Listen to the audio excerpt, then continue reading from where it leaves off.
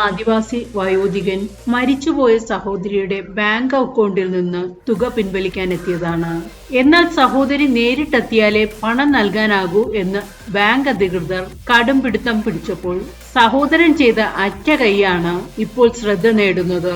ഇദ്ദേഹത്തിന്റെ സഹോദരി കൽറമുണ്ട ഇക്കഴിഞ്ഞ ജനുവരിയിലാണ് മരിച്ചത്. കൽറയ്ക്ക് പട്ടാണിയിലെ രൂപ നിക്ഷേപം ഉണ്ടായിരുന്നു. ഈ തുക പിൻവലിക്കാനാണ് ജിത്തു ബാങ്കിനെ സമീപിച്ചത്.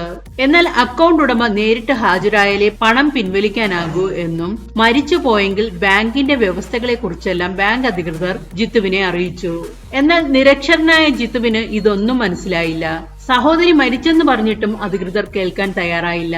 തുടർന്ന് പലതവണ ജിത്തു ബാങ്കിലെത്തിയെങ്കിലും അധികൃതർ ഇതേ മറുപടി ആവർത്തിച്ചു.